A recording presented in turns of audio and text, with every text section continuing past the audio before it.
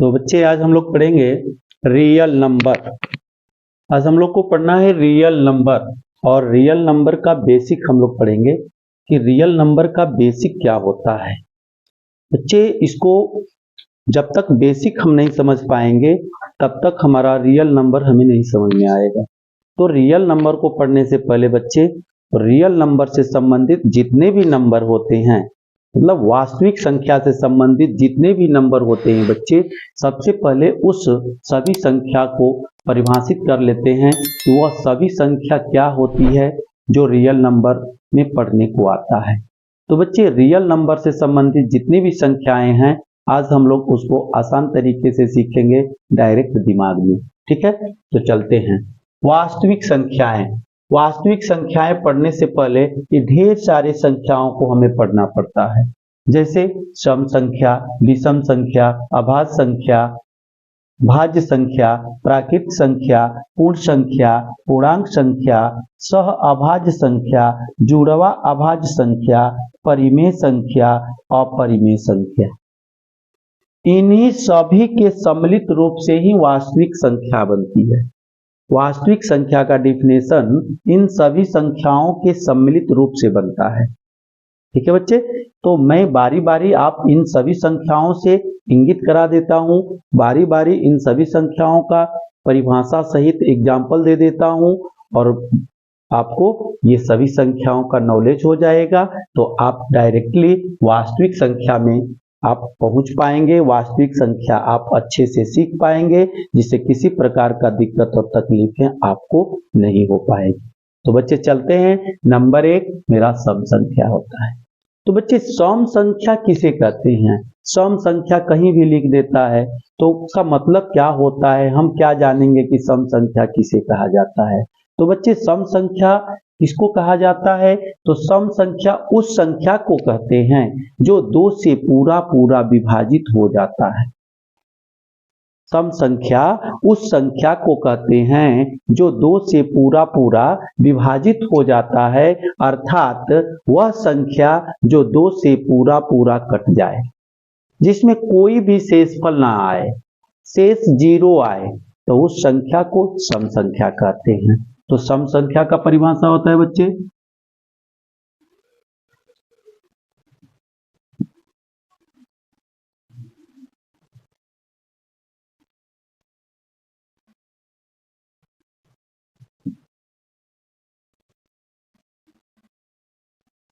नामी ले लिया है, जो संख्या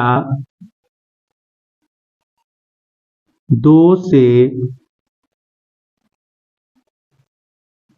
पूरा पूरा विभाजित हो जाती है, विभाजित हो जाती है।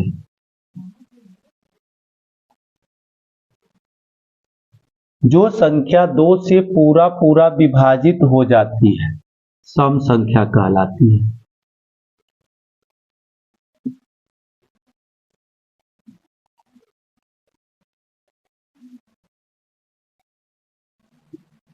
ठीक है बच्चे, जो संख्या 2 से भाग देने पर पूरा पूरा कट जाता है वह संख्या क्या कहलाती है? सम संख्या कहलाती है। एग्जाम्पल लेते हैं बच्चे यहीं पे, जैसे मान लीजिए 50 हो, इसमें हम 2 से भाग देते हैं, तो 50 में 2 से भाग देने के बाद यहाँ पर 2 दूनी के 4, एक बार ऊपर उतर गया 0, 2 5 10, 0 या तो काट कूट कर सकते हैं या तो 0 लिख सकते हैं। तो 50 मेरा एक सम संख्या हो गया। मैंने परिभाषा में क्या बताया बच्चे कि जो संख्या 2 से भाग देने पर पूरा पूरा कट जाए वह संख्या क्या कहलाए? सम संख्या कहलाए। ओके बच्चे, सम संख्या कंप्लीट। इसका ढेर सारा एग्जाम्पल है बच्चे, एग्जाम्पल यहाँ पर आप चाहिए तो लिख सकते हैं, जैसे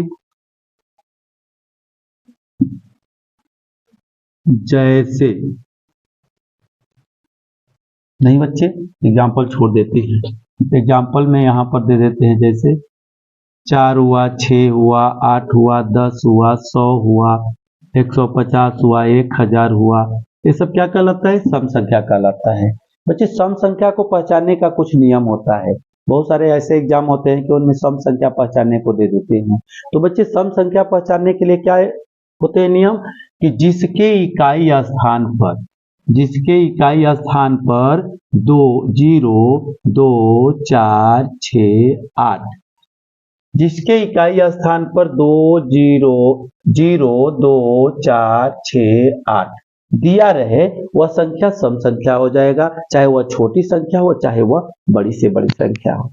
उसके इकाई स्थान पर 0 होना चाहिए, 2 होना चाहिए, 4 होना चाहिए, 6 होना चाहिए और 8 होना चाहिए। ठीक है बच्चे, ये सम संख्या रहा। विषम संख्या किसको कहते हैं? विषम संख्या क्या होता है? विषम यानी वो सम में नहीं रहेगा, और जो भी सम में रहेगा वह जोड़ा में रहेगा। अब विषम में क्या होता है कि जब भी आप जोड़ा बनाएंगे तो वह जोड़ा नहीं होगा, अर्थात वह संख्या जो 2 से पूरा विभाजित नहीं होती है, वह संख्या को विषम संख्या कहा जाता है। ठीक है बच्चे, विषम संख्या किसे कहते हैं? वह संख्या जो 2 से पूरा विभाजित नहीं होता है, तो वह संख्या क्या कहलाती है? विषम संख्या कहलाती है। जैसे एग्जाम्पल ढेर सारा है बच्चे, इसको हटाता हूं, यहाँ एग्जाम्पल दिखा रहा हूं आपको विषम संख्या का। जैसे मानते हैं 5 मेरा विषम संख्या है, क्योंकि 5 में मैं 2 का भाग दूंगा बच्चे तो ये पूरा नहीं कट पाएगा।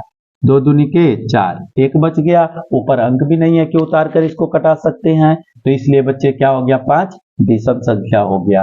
क्यों बच्चे? क्योंकि 5 में 2 का पूरा भाग नहीं लगा है। इसके अलावा और सभी बहुत सारी संख्या है बच्चे। मान लीजिए 101 लिखते हैं और इसके में 2 का भाग देते हैं, 2 5 10, काट को तो पल उतरा 1, नहीं जा रहा है बच्चे, 0 बार में ले जाएंगे फिर भी 1 आ जाएगा।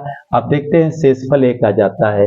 तो विषम संख्या से भाग मतलब कि विषम संख्या में जब 2 का भाग देते हैं बच्चे तो उसमें शेषफल 1 आता है। ठीक है, तो परिभाषा क्या हो जाता है? जो संख्या 2 से भाग देने पर पूरा विभाजित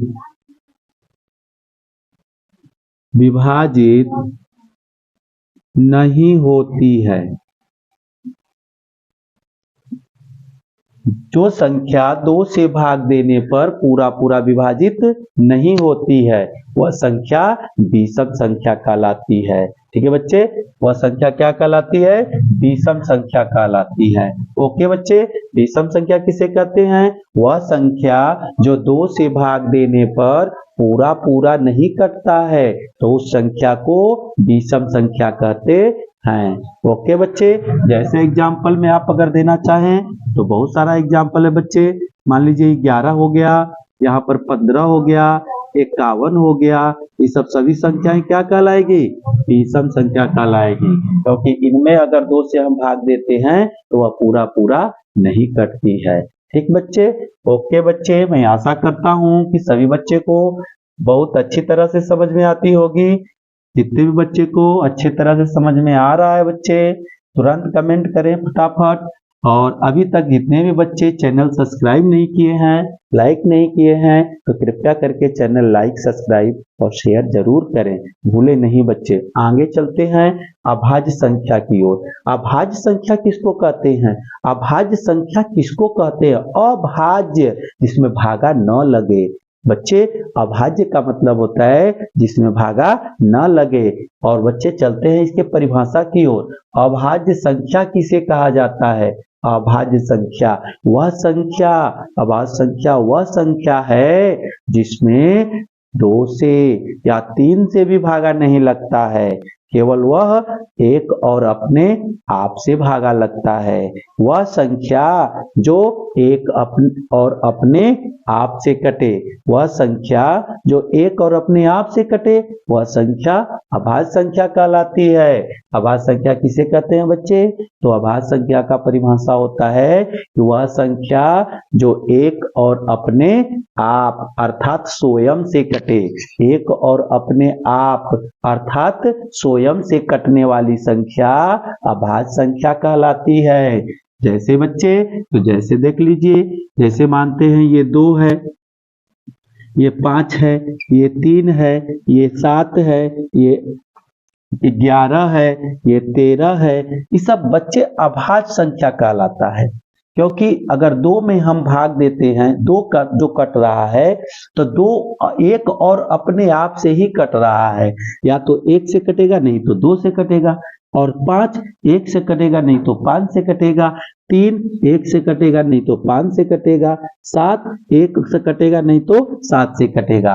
अर्थात जिस संख्याओं का गुणनखंड मात्र 2 होता है, जिन संख्याओं का गुणनखंड 2 होता है, जैसे 1 और अपने आप, 1 और अपने आप, इसका गुणनखंड हो जाएगा 1 और 2, इसका गुणनखंड हो जाएगा 1 और 5, इसका गुणनखंड हो जाएगा 1 और 3, इसका गुणनखंड हो जाएगा 1 और 7। बच्चे इसी तरह यानी 2 ही गुणनखंड होगा, 2 का जब गुणनखंड करेंगे तो 2 ही आएगा, एक 1 आएगा, एक 2 आएगा, 5 का करेंगे तो एक 1 आएगा, एक 5 आएगा। तो ये सभी संख्या क्या कहलाएगी? अभाज्य संख्या कहलाएगी। अभाज्य संख्या वह संख्या होती है जो एक और अपने आप से कटती है, वह संख्या अभाज्य संख्या कहलाती है। ठीक है बच्चे, ये रहा उसका एग्जाम्पल। इसके परिभाषा की ओर चलते हैं बच्चे। अब लिखते हैं अभाज्य संख्या, वह संख्या जो एक एवं स्वयं से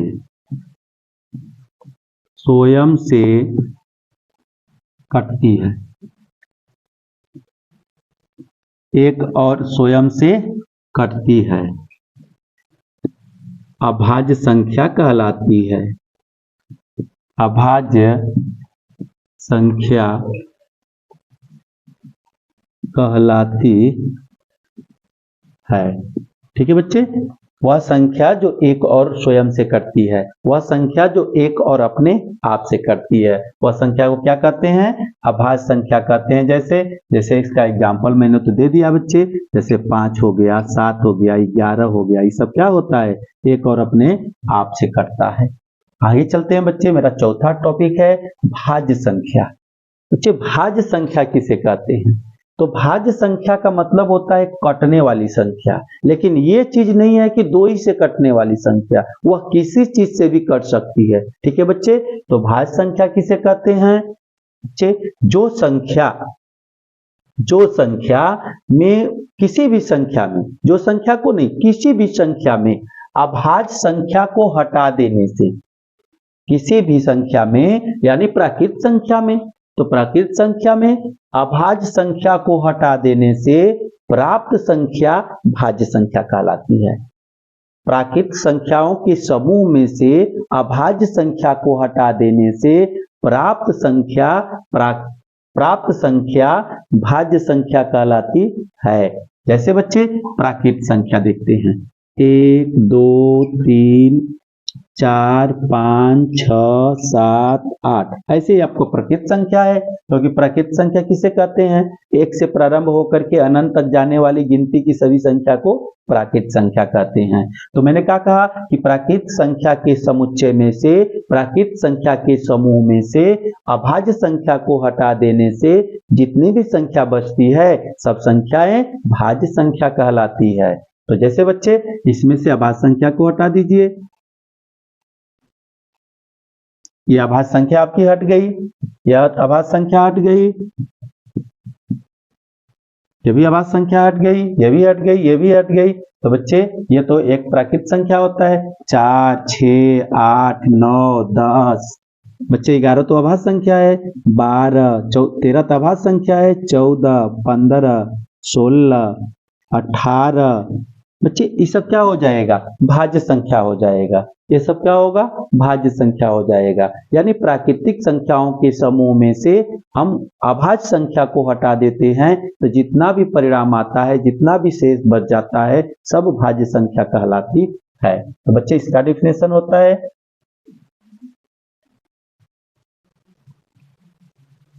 प्राकृतिक संख्या के समूह में से अभाज्य संख्या को हटा देने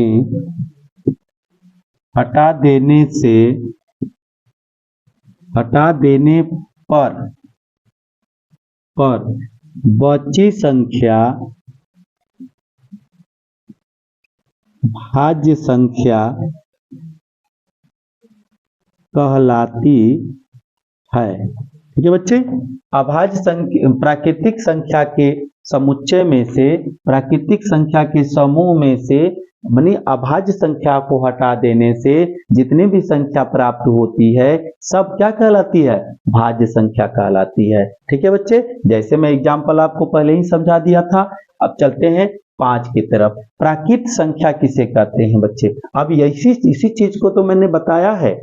भाज्य संख्या में प्राकृत संख्या ही तो अभी बता करके गए हैं कि देखो बच्चे, 1 से प्रारंभ होकर के अनंत तक जाने वाली संख्या को प्राकृत संख्या कहते हैं, या गिनती की सभी संख्याओं को प्राकृत संख्या कहते हैं। जैसे बच्चे, तो जैसे 1 2 3 4 5 6 7, ये सब क्या है बच्चे? ये सभी प्राकृत संख्या का है। अब यहाँ पर जाकर के आप डॉट डॉट भी दे सकते हैं, क्योंकि अनंत को किसी ने देखा नहीं है, तो टूटी अनंत को हमने टूटी रेखाओं से संबोधित कर दिया कि और सब ढेर सारा ऐसे ही आगे बढ़ते जाएंगे, गिनते चले जाएंगे। तो बच्चे, प्राकृत संख्या किसे कहते हैं? 1 से प्रारंभ होकर के अनंत तक जाने वाली संख्याओं को प्राकृत संख्या कहते हैं। ठीक है बच्चे, इसका परिभाषा, प्राकृत संख्या गिनती की सभी संख्याओं को प्राकृत संख्या कहते हैं। ठीक है बच्चे, या 1 से प्रारंभ होकर के अनंत तक जाने वाली संख्याओं के समूह को प्राकृत संख्या कहते हैं। तो बच्चे, ये भी परिभाषा हो जाएगा, ये भी परिभाषा हो जाएगा। गिनती की सभी संख्याओं को प्राकृतिक संख्या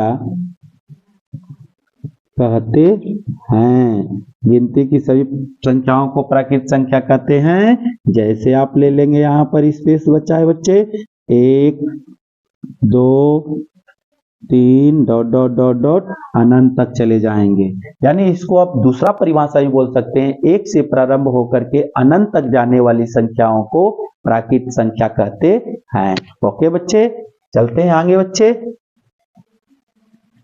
अब आता है बच्चे हमारा 6वां टॉपिक, पूर्ण संख्या। ये पूर्ण संख्या क्या होती है? तो पूर्ण संख्या का मतलब होता है बच्चे कि जो संख्या 0 से प्रारंभ होता है, तो 0 से प्रारंभ होकर के अनंत तक जाता है, वह संख्या पूर्ण संख्या कहलाता है। और नहीं तो दूसरा परिभाषा इसको अगर आप देना चाहते हैं तो कह सकते हैं कि प्राकृतिक संख्याओं में 0 को शामिल कर देने से प्राप्त संख्या क्या कहलाता है? पूर्ण संख्या कहलाता है। ओके बच्चे, तो यहाँ पर आप लिख सकते हैं, जैसे आपका प्राकृत संख्या 1 से स्टार्ट किए थे, ओकरे में आप 0 लगा देंगे, डॉट डॉट कर देंगे, 1 2 3 डॉट डॉट, इसका मतलब अनंत तक। यानी क्या आप लिखे? ये प्राकृत संख्या लिखे, ओकरे में शामिल कर दिए 0। या आप इसको कह सकते हैं कि 0 से प्रारंभ होकर के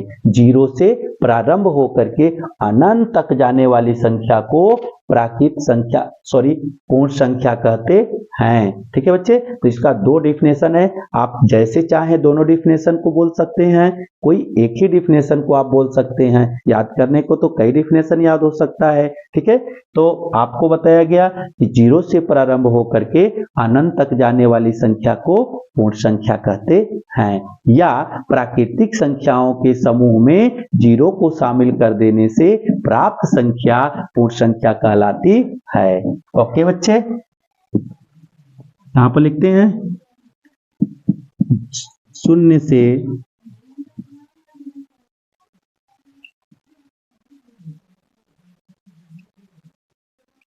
से प्रारंभ होकर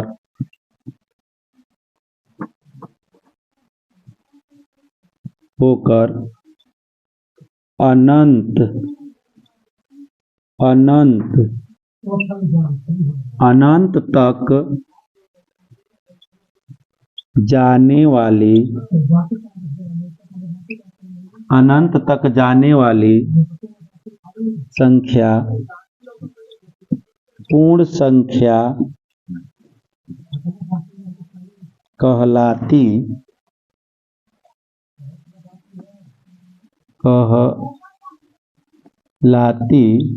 है। बच्चे इसका एग्जाम्पल अगर लेना होगा तो आपको बता दिए एग्जाम्पल। एग्जाम्पल क्या होता है, जैसे कि 1 हो गया, 2 हो गया, सॉरी 0 हो गया, 1 हो गया, 2 हो गया, 3 हो गया, 4 हो गया, डॉट डॉट, ये सब क्या कहलाएगी? पूर्ण संख्या कहलाएगी। ठीक है, 0 से प्रारंभ होकर अनंत तक जा रही है। ठीक है बच्चे, अब पूर्णांक संख्या चलते हैं। हमारा अगला टॉपिक है पूर्णांक संख्या। समझे बच्चे? तो पूर्णांक संख्या किसे कहते हैं? तो पूर्णांक संख्या का मतलब होता है बच्चे कि आपकी जीरो में या प्राकृतिक संख्याओं के संग्रह में पूर्ण संख्या को और ऋणात्मक संख्या को, प्राकृतिक संख्याओं के संग्रह में पूर्ण संख्या को और ऋणात्मक संख्या को शामिल कर देने से प्राप्त संख्या पूर्णांक संख्या कहलाती है। समझे बच्चे? पूर्णांक संख्या किसे कहते हैं? तो प्राकृतिक संख्याओं के संग्रह में शून्य और ऋणात्मक संख्या को शामिल कर देने से जो संख्या प्राप्त होगी वह क्या कहलाएगी? पूर्णांक संख्या कहलाएगी। क्या कहलाएगी बच्चे? पूर्णांक संख्या कहलाएगी। ओके बच्चे, तो बच्चे इसका परिभाषा क्या लिखते हैं? अभी मैंने जो चीज बोला कि प्राकृतिक संख्याओं के संग्रह में, प्राकृतिक संख्याओं के समूह में पूर्ण संख्या को और ऋणात्मक संख्या को शामिल कर देने से प्राप्त संख्या क्या कहलाती है? पूर्णांक संख्या कहलाती है। या दूसरा डिफिनेशन कैसे बोलेंगे? तो पूर्ण संख्याओं के साथ ऋणात्मक तथा अऋणात्मक संख्या को, ऋणात्मक संख्या तथा अऋणात्मक संख्या को शामिल कर देने से जो संख्या प्राप्त होगी उस संख्या को पूर्णांक संख्या कहेंगे। कैसे बच्चे? फिर से एक बार, पूर्ण संख्याओं के समूह में ऋणात्मक संख्या और अऋणात्मक संख्या, एक प्लस वाली संख्या एक माइनस वाली संख्या, दोनों को शामिल कर देने से जो संख्या प्राप्त होगी बच्चे वह संख्या पूर्णांक संख्या कहलाएगी। ठीक है बच्चे, तो लिखते हैं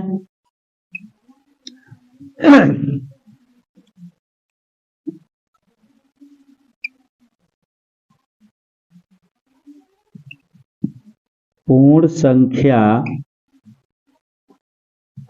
के साथ, पूर्ण संख्या के साथ ऋणात्मक संख्या एवं धनात्मक, ऋणात्मक संख्या एवं धनात्मक संख्या शामिल कर देने से प्राप्त संख्या पूर्णांक कहलाती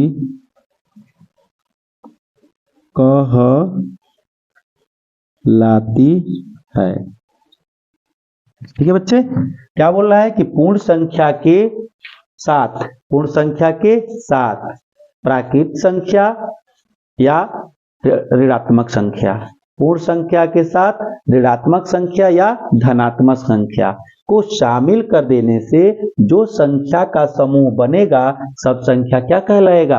पूर्णांक कहलाएगा। जैसे बच्चे एग्जाम्पल अगर देना है तो मानते हैं यहाँ हमारा 0 पूर्ण संख्या है, एक रे आगे जाएंगे तो -1, -2, -3, -4, -5 ऐसे जाएगा। यहाँ इसके पीछे आएंगे तो 1, 2, 3, 4, 5, इसको प्लस भी लिख सकते हैं बच्चे, ऐसे प्लस दे सकते हैं, यहाँ प्लस दे सकते हैं। ठीक है बच्चे, ऐसे देखिए ये रहा हमारा पूर्ण संख्या 0। आज जीरो के आगे देखते हैं, जीरो के सामने देखते हैं, -1, -2, -3, -4, -5 डॉट डॉट कर सकते हैं। यहाँ पर देखते हैं, ये रहा मेरा जीरो, जीरो के बाद +1, +2, +3, +4, +5 ये डॉट डॉट कर सकते हैं।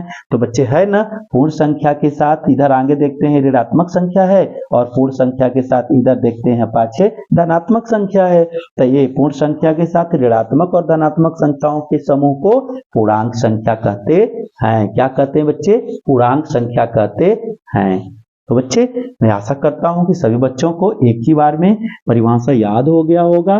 जितने भी बच्चों को परिभाषा याद हो गया होगा, बच्चे थोड़ा जल्दी जल्दी कमेंट कर करके बोले तो कैसे याद हो गया है, याद हुआ है कि नहीं हुआ है, एस या नो में जवाब दें। जहां सर मेरे को परिभाषा कंप्लीट याद हो गया, मेरे को परिभाषा जो बता रहे हैं वो समझ में आ रहा है कि नहीं, थोड़ा सा जल्दी जल्दी कमेंट कीजिए। तो अब चलते हैं बच्चे, क्या है सहअभाज्य संख्या। बच्चे सहअभाज्य संख्या क्या होता है? बहुत ही इंपॉर्टेंट चीज है सहअभाज्य संख्या। सहअभाज्य संख्या का काम हमें बहुत जरूरी है बच्चे सीखना, ये किसका काम बहुत सारा है, ठीक है। तो सहअभाज्य संख्या क्या होता है? यानी कि जिन अभाज्य संख्याओं का महस, जिसको कहते हैं HCF, जिनको कहते हैं HCF, बच्चे जिन अभाज्य संख्याओं का HCF 1 आता है, जिन अभाज्य संख्याओं का HCF 1 आता है वह सहअभाज्य संख्या कहलाता है, ठीक है बच्चे। जिन अभाज्य संख्याओं का HCF मतलब महस 1 आता है उन सभी संख्याओं को सहअभाज्य संख्या कहते हैं। जैसे बच्चे लेते हैं, यहां से स्पेस हटा रहे हैं बच्चे, आप लोग समझ गए होंगे इसको, मतलब पूर्णांक संख्या को समझ गए होंगे। ये एग्जाम्पल था, स्पेस की कमी है, इसके चलते यहां से हटा दे रहे हैं इसको। अब यहां पर समझ रहे हैं सहअभाज्य संख्या को। तो सहअभाज्य संख्या में जैसे बच्चे मान लेते हैं यहाँ 3 है और 5 है, क्या है 3 और 5 है बच्चे। 3 इंक वाला पेन दीजिए तो,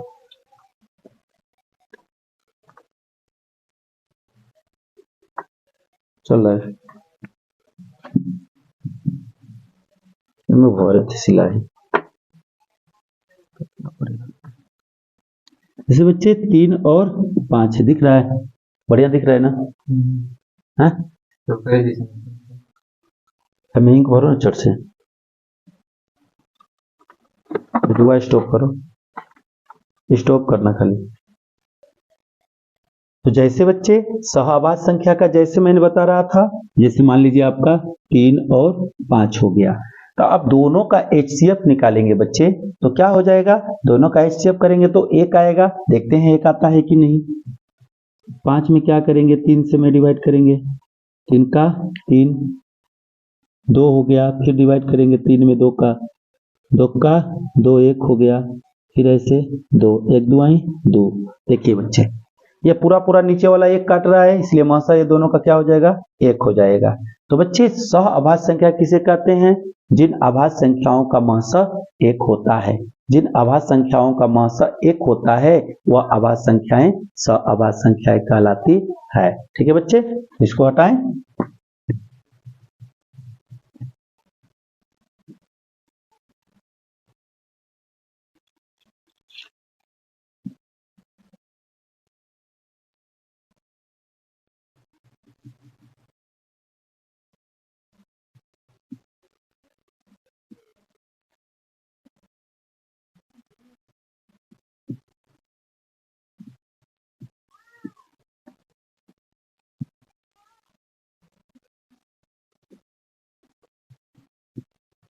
जिन अभाज्य संख्याओं का HCF 1 हो,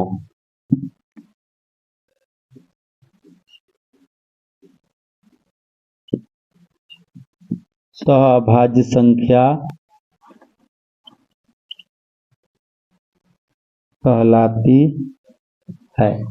जिन अभाज्य संख्याओं का HCF 1 हो, जिन अभाज्य संख्याओं का महसा 1 होता है वह सहअभाज्य संख्या कहलाती है बच्चे, ठीक है बच्चे।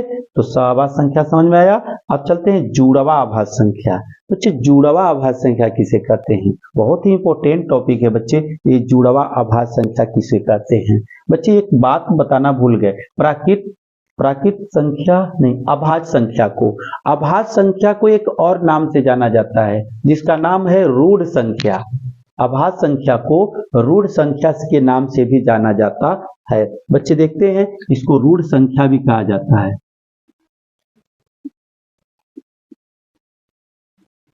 रूढ़ संख्या भी कहा जाता है। ठीक है बच्चे, अभाज्य संख्या को रूढ़ संख्या कहा जाता है और भाज्य संख्या को यौगिक संख्या भी कहा जाता है।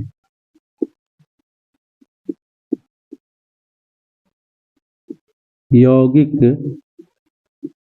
संख्या भी कहा जाता है। ओके बच्चे, अभाज्य संख्या को रूढ़ संख्या भी कहते हैं और भाज्य संख्या को यौगिक संख्या कहते हैं। ठीक है, अब देखते हैं जुड़वा अभाज्य संख्या, यानी कि वह अभाज्य संख्या जिसके बीच में एक विषम संख्या हो। वह अभाज्य संख्या जिसके बीच में एक विषम संख्या हो, यानी एक अभाज्य संख्या के बाद एक अभाज्य संख्या के बाद एक सम संख्या आए। ठीक है बच्चे, वह अभाज्य संख्या जिसके बीच में एक सम संख्या आए और उसके बाद पुनः अभाज्य संख्या आ जाए, वह संख्या जुड़वा अभाज्य संख्या कहलाएगी। बच्चे जैसे एग्जाम्पल देखते हैं, जैसे मानते हैं बच्चे 3 है 5 है तो ओकरे बीच में 4 आ गया, तो 3 और 4 के बीच में एक सम संख्या आ रहा है, तो इसलिए क्या हो जाएगा, दोनों के बीच का अंतर क्या हो गया, 2 हो गया। तो जिस अभाज्य संख्या के बीच का अंतर 2 होता है वह अभाज्य संख्या जुड़वा अभाज्य संख्या कहलाता है। जिन अभाज्य संख्याओं के बीच का अंतर 2 होता है, जिन अभाज्य संख्याओं के बीच का अंतर 2 होता है वह संख्या जुड़वा अभाज्य संख्या कहलाता है। ठीक है बच्चे, या बच्चे जिन अभाज्य संख्याओं के बीच में एक सम संख्या आ जाए, जिन अभाज्य संख्याओं के बीच में एक सम संख्या आ जाए तो वह अभाज्य संख्या क्या कहलाएगा, जुड़वा अभाज्य संख्या कहलाएगा। ठीक है बच्चे, एक और परिभाषा लिखते हैं, जिन अभाज्य संख्या के बीच का अंतर 2 हो, बीच का अंतर 2 हो, जुड़वा अभाज्य संख्या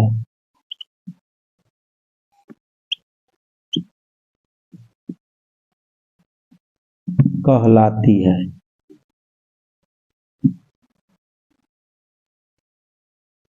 ठीक है बच्चे, जिन अभाज्य संख्याओं के बीच का अंतर 2 होता है वह संख्या जुड़वा अभाज्य संख्या कहलाती है। या बच्चे जिन अभाज्य संख्याओं के बीच में एक सम संख्या आए, 2 लगातार अभाज्य संख्या के बीच में एक सम संख्या आएगा वह जुड़वा अभाज्य संख्या कहलाएगा। ठीक है बच्चे, जैसे मैं एग्जाम्पल आपको बता ही दिया हूं, आगे चलते हैं परिमेय संख्या। अब परिमेय संख्या बच्चे और अपरिमेय संख्या, अब तो ये समय नहीं रह गया है बच्चे, यहाँ पर वास्तविक संख्याओं को जानने के लिए इन दोनों संख्याओं को होना और जानना, नॉलेज रखना बहुत जरूरी है बच्चे। तो परिमेय संख्या किसे कहते हैं, तो जिस संख्या को P बटा Q के रूप में लिखा जा सकता है, यानी वह संख्या जिसको अंश बटा हर के रूप में लिखा जाता है वह संख्या परिमेय संख्या कहलाती है। जिस संख्या को अंश बटा हर के रूप में लिखा जाता है वह संख्या परिमेय संख्या कहलाती है। ठीक है बच्चे, परिमेय संख्या किसे कहते हैं, वह संख्या जिसको अंश बटा हर के रूप में लिखा जाता है, वह संख्या जिसको अंश बटा हर के रूप में लिखा जाता है वह संख्या परिमेय संख्या कहलाती है। या जिस संख्या को P बटा Q के रूप में लिखा जाता है वह संख्या परिमेय संख्या कहलाती है। ठीक है बच्चे, जैसे यहां पर देखते हैं P बटा Q, जैसे P बटा Q इसका मतलब कि 5 बटा में 7, P बटा Q अंश बटा में हर, अंश बटा में हर। तो बच्चे जिस संख्या को p बटा q, ये p का मतलब अंश हो गया, q का मतलब हर हो गया, जिस संख्या को p बटा q के रूप में लिखा जाता है वह संख्या परिमेय संख्या कहलाती है। तो बच्चे p बटा q है, जैसे 5 बटा में 7, तो ये क्या हो गया, परिमेय संख्या हो गया। अच्छा बच्चे कोई कहता है ऐसे भी 5, तो 5 क्या है, तो ये भी एक परिमेय संख्या है। वो कैसे बच्चे, तो किसी भी संख्या के नीचे एक छिपा होता है, किसी भी संख्या के नीचे एक छिपा होता है बच्चे, तो एक छिपा है बच्चे, तो ये भी p बटा q हो गया। ठीक है बच्चे जी, मैं आशा करता हूं सभी बच्चे को अच्छी तरह समझ में आता होगा। तो लिखते हैं बच्चे, जिस संख्या को p बटा q या अंश बटा हर p बटा q, इसको ऐसे कर देते हैं बच्चे, समझ में आ जाएगा, p बटा q के रूप में लिखा जाता है। जिस संख्या को p बटा q के रूप में लिखा जाता है क्या कहलाती है बच्चे, वह संख्या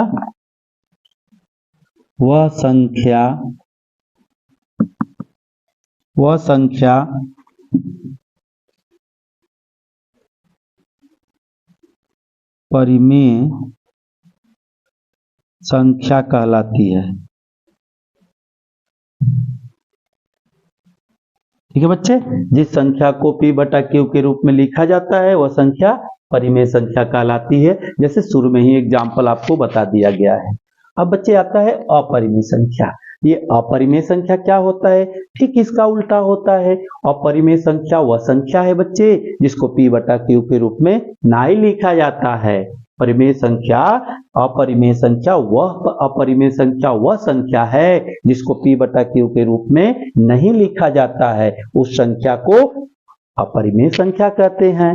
तो यहाँ पर ठीक यही डिफिनेशन होगा, लेकिन यहाँ पर लिखा जाता है और वहां पर नहीं लिखा जाता है बच्चे। जिस संख्या को p बटा q के रूप में नहीं लिखा जाता है वह संख्या अपरिमेय संख्या कहलाती है। जिस संख्या को p बाई q के रूप में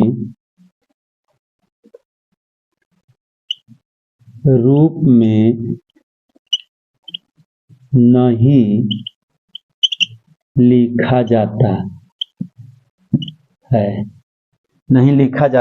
है, वह संख्या क्या कहलाएगी, वह संख्या अपरिमेय संख्या कहलाती है। वह संख्या अपरिमेय संख्या कहलाती है। जैसे बच्चे √3, √2, √5, √7, ये सब क्या है, अपरिमेय संख्या है। ये सब क्या बच्चे, अपरिमेय संख्या है। या इसको ऐसे भी बोल सकते हैं, जिस संख्या को अंडर रूट में लिखा जाता है या जिस संख्या का अंडर रूट में लिखने पर वर्गमूल पूर्ण रूप से नहीं निकल पाता है तो वह संख्या अपरिमेय संख्या कहलाती है।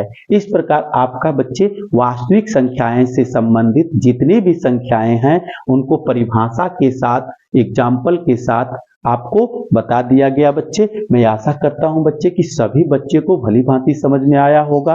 तो बच्चे सभी बच्चों को समझ में आया होगा, इसके कारण आप लोग इस चैनल को सब्सक्राइब, लाइक और शेयर अधिक से अधिक करें बच्चे। थैंक यू बच्चे।